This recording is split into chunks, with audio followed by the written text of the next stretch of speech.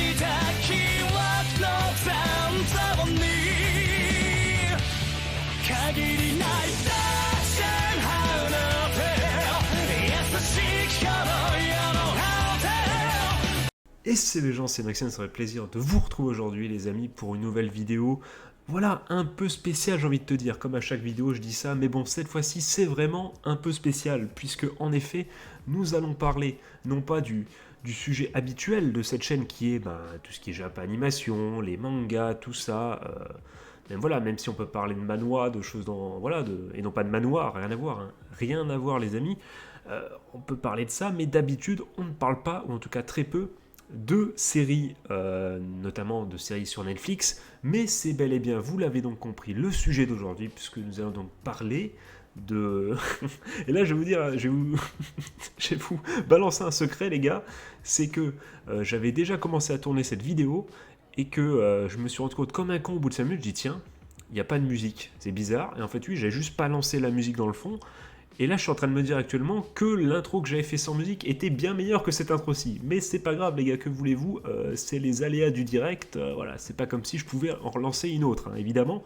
Donc, on va parler du coup de deux adaptations du coup d'œuvres papier qui se rapprochent un peu du thème de la chaîne, tu l'as compris, puisque bon, d'un côté, il y a Alice in Borderland, du coup, qui est une adaptation, si je me trompe pas, d'un manga, du coup, et Sweet Home, du coup, qui lui est une adaptation d'un manhwa, en tout cas d'une œuvre coréenne, si je ne dis pas de conneries. Évidemment, n'hésitez pas à me reprendre dans les coms, si c'est chinois, coréen, j'ai toujours du mal, hein, surtout que rien que les noms se ressemblent, manhwa, enfin je sais que les deux noms se ressemblent beaucoup.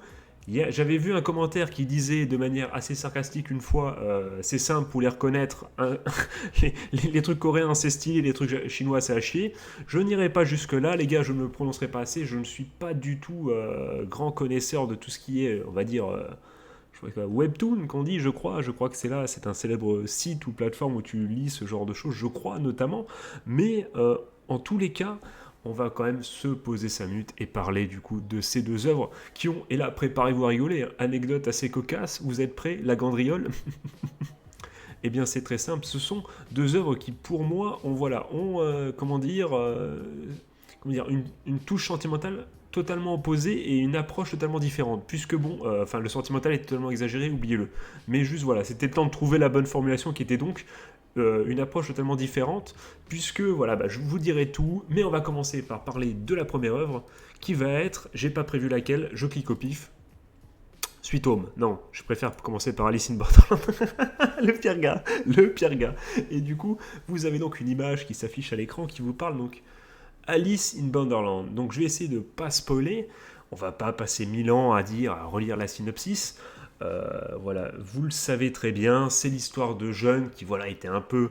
je dis on va pas refaire la synopsis, qu'est-ce que je fais? Je balance la synopsis. Non, un petit résumé vite fait avec mes mots qui n'ont pas le poisson... ça ne marche même pas. Le poisson de Disney, évidemment, le fameux Mémo, hein, évidemment. Mais bel et bien, je ne sais même plus pourquoi je dis ça. Donc, ce qui va... je ne sais même plus pourquoi j'ai prononcé le mot mémo d'ailleurs. Mais donc, tout ça pour dire un petit résumé rapide, évidemment, des faits, monsieur l'agent. C'est donc voilà, 3 jeunes qui sont un peu exclus de la société, ou en tout cas qui en ont ras le cul, et qui en ont tellement ras le cul un peu de leurs conditions, qui essaient de s'amuser un peu de... Enfin, quand ils se rencontrent entre eux, voilà, ça leur permet d'oublier un peu leur quotidien, qui est chacun difficile pour X ou Y raison. Et d'un coup, voilà, tout le monde disparaît autour de eux, tout simplement. Et ils se retrouvent embarqués malgré eux. J'aime bien le embarqués malgré eux, ça sonne totalement synopsis, c'est stylé. Ils se retrouvent malgré eux, du coup, embarqués dans un espèce de jeu de survie où il faut faire des épreuves pour avoir, du coup, quelques jours de sursis en plus, et du coup voilà, t'as 3 jours de survie en plus accordés si jamais voilà, tu réussis l'épreuve, toc. Quand t'es arrivé à la fin de tes 3 jours, tu dois faire une autre épreuve, sinon tu meurs automatiquement. Et voilà, et c'est tout ce jeu un peu, ce survival, non pas horror, juste survival du coup, ce jeu du survival avec des jeux, voilà, des vrais jeux du coup, avec cet esprit un peu de cartes, tout ça également.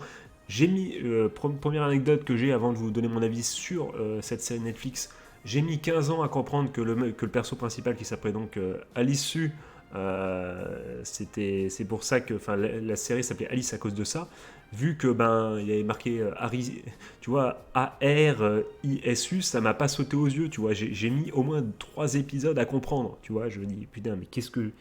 Et il y a une fête comme ça, tu fais ah ouais, j'ai quand même pas inventé l'eau chaude, hein, quand même, hein, il est temps de se rendre compte à l'évidence, Max, hein, il est temps de, voilà, voilà. Mais donc je l'ai finalement vu, et donc j'ai donc vous dire également que j'ai vu un peu plus de la moitié. Je n'ai pas tout vu, mais j'ai déjà assez vu pour vous donner un peu mon avis. Alors, ce que je vais reprocher, non déjà peut-être les qualités. Alors, les qualités effectivement de cette série, c'est tout simple. C'est que bon, c'est sur le schéma du, pardon, excusez-moi. Tout simplement, voilà, ça discute, on fait avancer un peu l'histoire. Paf, gros jeu au milieu, gros jeu de survie. Il se passe un truc dans le jeu qui, voilà, une sorte de leçon où les persos qui arrivent à survivre de cette épreuve en tirent quelque chose, que ce soit la dure réalité ou d'autres choses, d'autres leçons de la vie, d'autres leçons de morale ou pas finalement, ou pas, pouvant se trouver traumatisés et compagnie. Et donc à la fin, justement, voilà, on voit leur évolution après le jeu et qu'est-ce qui va se passer et en quoi ça influence la suite de l'histoire. Voilà. Donc c'est un peu le résumé. Donc qu'est-ce qui est bien, c'est dans ce schéma, c'est l'épreuve. Clairement, c'est ce qui tient en haleine finalement et ce qui a marché. Et je suis sûr c'est ce qui marche du coup effectivement dans le manga, j'imagine, parce que je n'ai pas lu le manga. Et c'est là où va y avoir une différence avec Sweet Home, qui est du coup l'approche différente, cocasse, Gandriole, vous-même vous savez du coup maintenant. Voilà, clin d'œil. Mais voilà, je suis sûr que ça marche très bien, t'es tenu en haleine. Un petit souci quand même, ça dégoûte toujours un peu le syndrome un peu Doubt, un peu Judge, tu vois, pour ces deux mangas, qui est que, toi, la plupart des épreuves, tu ne peux pas savoir. Quand il les résout, tu te dis ah ouais, ok, yes, j'ai suivi. Tu vois comment le mec il est en difficulté, puis il arrive à réussir ou pas. D'ailleurs, je vous spoil rien du tout, mais généralement il y a ce petit syndrome du tu peux pas deviner au départ. Ça c'est toujours chiant. Tu n'as pas les clés, tu ne peux pas t'amuser à mettre pause et à dire bon, alors qu'est-ce qu'il faut faire, qu'est-ce que ça peut bien être. Bon, là je vous vois venir, vous pensez, vous êtes dans votre tête, vous avez 2-3 épreuves où effectivement ça ne sert à rien, mais tu pouvais. C'est logique, certaines épreuves c'est totalement logique, mais pour d'autres, quand même, tu te dis bon, il y a un petit Deus Ex Machina là qui voilà est un peu dégueulasse. C'est un Deus Machina, je crois, hein, c'est pas un Deus Ex Machina, ça c'est le nom d'un jeu, je crois, si je dis pas de conneries, je sais plus. Mais en tout cas, voilà, c'est un premier reproche, mais en tout cas, ça marche suffisamment bien pour te tenir en haleine, tu vois, et t'es comme ça, t'es absorbé par le jeu, finalement, tu te laisses guider, tu ne prends pas parti au jeu, du coup, au jeu de survie, mais t'es omniprésent, omnipotent, si tu veux, et tu regardes d'en haut ce qui se passe, et et tu soutiens les persos que tu veux soutenir. Maintenant, gros souci, et c'est pour ça, spoiler alerte, que j'ai arrêté au bout d'un peu plus de la moitié des épisodes de la série, du coup, de cette première saison. Enfin, je sais pas, du coup, je connais pas la fin, mais je sais pas du tout si ça se finit, si le manga est suffisamment long pour avoir d'autres saisons, je n'en sais rien du tout.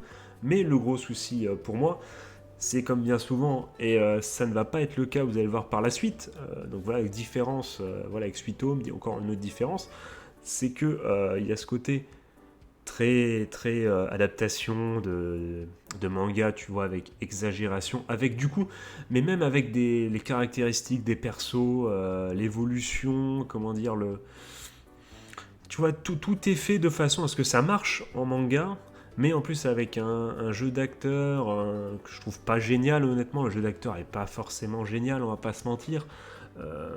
Tu vois que ça marche pas, que y a, je sais pas, tu vois, tu te dis bon c'est un, tu vois que c'est une adaptation d'animé, tu sens que c'est pas une vraie série comme tu as l'habitude de voir. Alors que, et je dis pas ça parce que ils peuvent avoir l'argument du oui, mais parce que tu as l'habitude des séries américaines. Pas du tout. Là on parle, là c'est une série japonaise, mais bon, que ce soit les films coréens ou japonais, il y a de très très bons films, notamment d'horreur et compagnie. On pourra en reparler plus tard. Mais voilà, c'est pas une excuse, mais je trouve que les adaptations d'animé Surtout parce que c'est mon souci, notamment, je suis un grand fan de Grand Blue, vous le savez, et du coup, je veux même pas voir le drama live qui va sortir. Parce que quand t'as un manga, en fait, où les persos sont de base, du coup, déjà de stéréotypés et un peu surjoués, quand t'arrives dans une série où la culture de l'acting asiatique est déjà fait pour, en plus, lui-même être surjoué, c'est une culture du surjoie, j'ai envie de te dire, la culture d'acting asiatique, et ben l'un sur l'autre, ça fait ben, je surjoue je surjoue, c'est over the top, et en plus bah, des personnages, comment dire, des archétypes de personnages qui fonctionnent très bien dans les mangas ne fonctionnent euh, pas très bien, et encore moins bien que des persos de série de base, du coup, dans une série live avec des vrais gens. Donc c'est ça qui m'a un peu bloqué, c'est que je me suis dit, ça m'a donné envie de lire le manga en fait, tu veux. Mais il y a un petit truc, je sais pas, il y a quelque chose avec les persos, tu dis ouais, c'est quand même un peu, c'est quand même un peu, voilà, c'est comme voilà, vous voyez à l'écran le mec, bon, le mec à droite, le mec avec les cheveux blonds, bon, voilà, c'est sympa d'avoir les codes, les codes des couleurs des persos, les codes un peu avec des persos un peu atypiques. Mais là, ça m'a fait un, voilà, il y en a eu un peu trop, ça m'a un peu dégoûté. Donc je sais pas si je continuerai, tu vas peut-être lire le manga, mais il y a ce côté over the top sur over the top qui moi me plaît pas trop, tu vois, c'est ça que j'ai du mal. Vraiment j'ai du mal avec ça. Ça marche beaucoup mieux du coup ou ça marche mieux, en tout cas c'est plus supportable. Et je dis ça, mais il y a même encore une fois des films asiatiques très bien, où du coup tu as juste le côté over the top de l'acting asiatique. Je dis c'est pas une critique, c'est dans leur culture c'est comme ça et pas autrement. Qui passe beaucoup mieux du coup, parce qu'il y a juste un petit truc over the top, pas deux couches du coup, qui sont un peu trop. Voilà, comme pour votre gosse ou votre papy, ne lui mettez pas deux couches, ça ne sert à rien. Ou alors vraiment, si ce qu'il a bouffé la veille, non, arrêtons-nous là. Et passons plutôt à la suite, puisque je vais donc vous parler de Sweet Home. Et là, ce n'est pas du tout la même chose, parce que Sweet Home, déjà, première différence, Sweet Home, effectivement, j'avais commencé le manhwa. Je dis bien commencé le manhwa, puisqu'effectivement j'avais lu une dizaine de chapitres, je crois. Enfin, pas bien loin. Hein. Je pense qu'effectivement, au bout de 2 épisodes de la série, on était déjà plus loin que ce que j'avais lu. Mais voilà, en tout cas, du coup, d'ailleurs, quand j'ai lancé la série, je ne savais même pas que ça parlait de ça. Est-ce que c'était relié au truc que j'avais lu, tu vois, je vois, je fais, oh, mais je connais ça, mais je connais la situation là. Et du coup, j'étais intéressé. Et c'est là où je veux en venir. Enfin, je vais y venir, je veux dire. C'est que, voilà, c'est que j'avais arrêté parce que le côté horreur, le côté genre un peu horrifique, tout ça, c'est un truc qui pour moi, je ne sais pas vous les amis, mais moi c'est un truc, voilà, c'est un truc situationnel au possible, c'est un truc les plus, comment dire, en relation avec le mood que j'ai, et notamment peut-être les grands événements, toi-même tu sais, le mec qui regarde un film d'horreur à chaque Halloween, tu vois, ça peut être moi, tu vois, c'est plutôt ce genre, on se met dans l'ambiance, allez vas-y, on se met un petit truc un peu horrifique pour l'occasion, mais je suis pas un grand fan du côté horreur, gore, tout ça, et bon, et effectivement, il est présent. À la sauce, encore une fois, la sauce du coup coréenne, du coup, qui est une sauce, bon, assez. Voilà, vous l'aurez donc compris. Si vous avez vu la série, bon, aussi vu des images, des monstres, voilà, c'est assez spécial, c'est assez, comment dire. Pas parodique, mais c'est over the top, quoi. C'est un peu le mot de la truc, c'est over the top, j'ai envie de te dire. C'est fait exprès, on aime ou on n'aime pas. Bon, certains trouveraient ça ridicule, d'autres non. Mais dans tous les cas, petit flashback de qu'est-ce que ça raconte, vite fait encore une fois. Donc c'est tout simplement l'histoire, et ben, j'ai envie de te dire. Donc je pourrais te dire on suit l'histoire d'un jeune, mais finalement on suit l'histoire de plein de personnages. Donc c'est plutôt l'histoire. Tout simplement, t'as un bloc un peu presque un HLM, tu vois, un bloc où t'as plein de personnages que tu rencontres un peu haut en couleur. Tu dis tout de suite, oh là, eux c'est pas des mecs que tu rencontres tous les jours. Et du coup souvent un problème, ou en tout cas qui, voilà, comment dire, c'est pas Monsieur Tout le Monde quoi. Et du coup, ils se sont regroupés dans cette espèce d'appartement. Et qu'est-ce qui se passe un jour? Et bien un jour, baf bien sûr, et non pas paf, ils voient un jour où, début de soirée, ils voient simplement un monstre apparaître et essayer de les bouffer. Et du coup, ils se retrouvent piégés malgré eux et entourés de monstres. Et non seulement entourés de monstres à l'extérieur, à l'apparence un peu humanoïde, plus ou moins, l'apparence humanoïde étant plus ou moins développée, évidemment, mais également au sein même de l'appartement, il y a évidemment quelques humanoïdes, puisqu'il semblerait, et je ne vous spoile rien, il semblerait que peut-être ces monstres aient un rapport avec les humains eux-mêmes. Voilà, et peut-être que... Et je vous en dis pas plus, vous verrez l'œuvre pour... Enfin, vous verrez l'œuvre, oui, vous lirez le manhwa ou vous regarderez la série si ce n'est pas déjà fait pour comprendre de quoi je parle, évidemment. Vous les autres, vous aurez donc compris. Donc voilà, donc ça c'est la synopsis de base, et donc voilà, donc on suit un peu les aventures de plusieurs personnages assez intéressants et très différents et très antagonistes les uns vis-à-vis des autres. Petit arrêt parce que là je suis en train de mourir ma bave, de ma propre bave, je suis en train de mourir dans mon caca quoi. Et donc, parce que ça fait quand même déjà 15 minutes que je parle sans interruption, ça commence à faire beaucoup. Et donc tout simplement on suit un peu les aventures de comment on réussir à survivre entouré de monstres et même avec des monstres du coup au sein de leur propre immeuble. Et donc ce qui est assez intéressant c'est que bon, je l'ai dit en introduction sur Sweet Home, et effectivement il y a ce côté coréen des monstres assez pas parodique mais presque over the top. Voilà, je le rebalance parce que c'est le mot que je devais placer aujourd'hui. Voilà, on aime ou on n'aime pas. Il y a beaucoup de sang, il y a énormément de sang. Mais dans tous les cas, moi, ce que j'ai pensé pendant cette série, c'est qu'elle était un peu comme le manhwa, du coup, ce que j'avais pensé à l'époque. Elle était du coup assez accrocheuse, on s'y attache vite, que ce soit surtout au niveau des personnages. Voilà, c'est comme ils sont hauts en couleur, tu as forcément tes petits chouchous, forcément il y en a un dans le lot que tu vas apprécier plus que d'autres. Et même si c'est pas le perso principal, qui est un jeune, voilà, qui a un passé un peu sombre et qui est plus ou moins, on va dire, même si c'est un hit, si tu vois ce que je veux dire, tu vois, un mec un peu reclus chez lui qui fait plus rien, voilà, c'est ce genre de personnage. Mais si tu n'aimes pas ce genre de personnage qu'on pourrait qualifier un peu de faible, weak male MC, tu vois ce que pour aller sur les sites de scan anglophones. Mais si tu n'aimes pas ce personnage, tu en as plein d'autres, et il y en a pour tous les goûts, du girl power, notamment, on peut le citer, voilà, un croyant chrétien avec un sabre de samouraï, par exemple, pour vous ne spoiler que ça, voilà, donc il y en a vraiment pour tous les goûts, et forcément tu t'attaches à un ou l'autre des persos. On peut faire la comparaison avec Alice in Borderland. Je trouve que les personnages, même s'ils sont tout aussi clichés et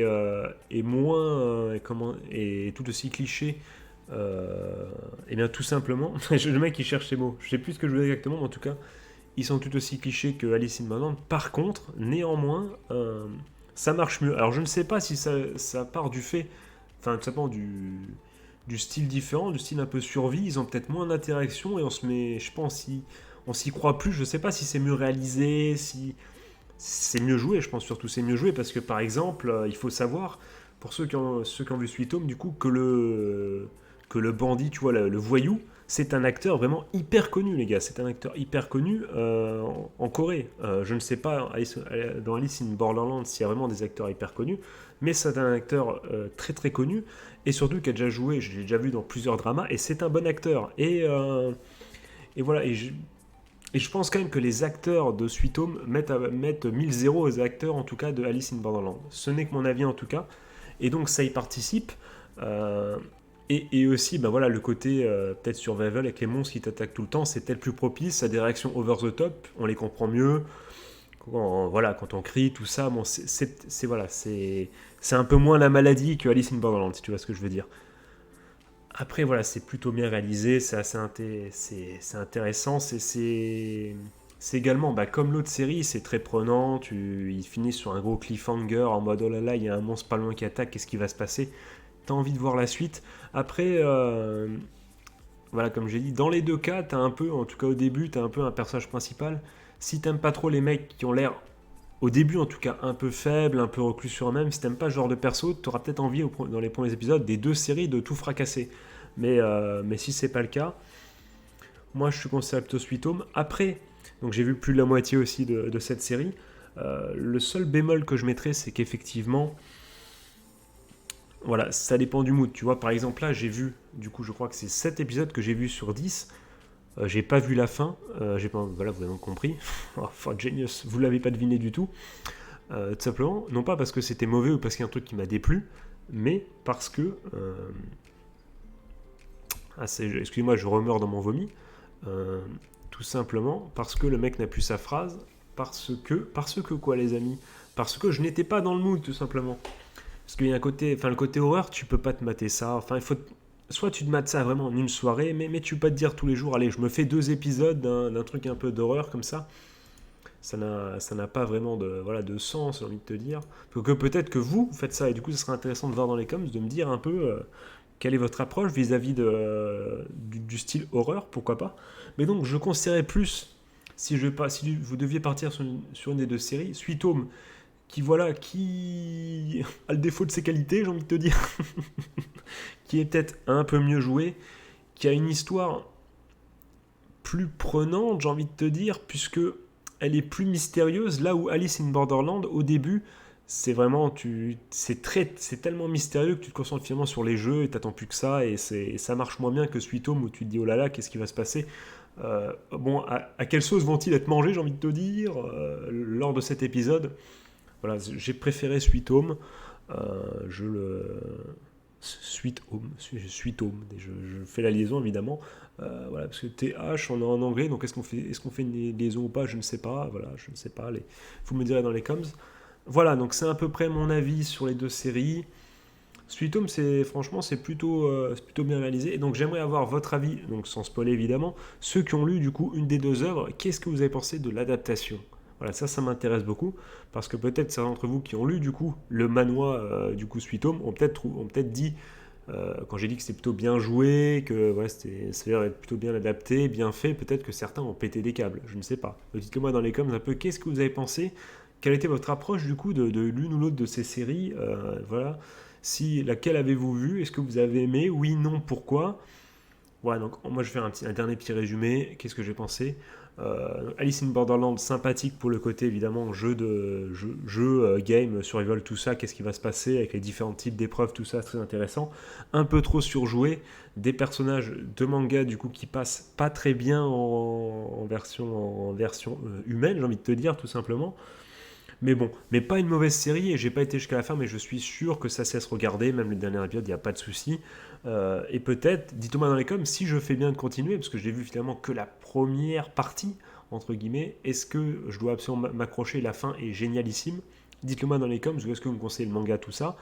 Et du coup, Sweet Home, qui est plus de la survie, enfin non, n'importe quoi, pas du tout plus de la survie, non, c'est tout autant finalement l'un de l'autre de la survie, qui est plus dans le côté horrifique avec des monstres, tout ça, que j'ai trouvé un peu mieux joué, qui a ce style un peu horreur coréen qu'on aime ou qu'on n'aime pas, avec ces monstres, voilà, un peu cheap, voilà, ça peut être un peu cheap. Je sais pas si c'est fait exprès ou pas, je ne sais pas, je ne connais pas le budget qu'il y a pour cette série, mais c'est un peu mieux réalisé. Peut-être que l'ambiance et l'histoire me convient mieux aussi. Mais donc c'est assez intéressant, voilà, tout simplement. Après, est-ce que ce sont les 2 meilleures séries de l'histoire de l'humanité? Je ne pense pas, les amis, voilà. Donc voilà, donc ça va conclure ma vidéo qui fait déjà un bon paquet de minutes. Moi, je vais souhaiter de passer une bonne journée, une bonne fin de soirée. Un joyeux Noël, c'est jour de Noël, je vous fais des gros bisous. Je vous retrouve très très bientôt pour des bisous, évidemment, avec les distanciations sociales, évidemment. Je vous envoie des petits cœurs sur vous, évidemment. Donc voilà pour cette vidéo un peu spéciale. Donc on va se retrouver très très bientôt pour... Voilà, parler peut-être à nouveau d'animé, surtout avec la nouvelle saison qui arrive et qui a déjà commencé la saison d'hiver 2021. Et je vous fais encore une fois des gros bisous, c'était Maxiane. Ciao ciao.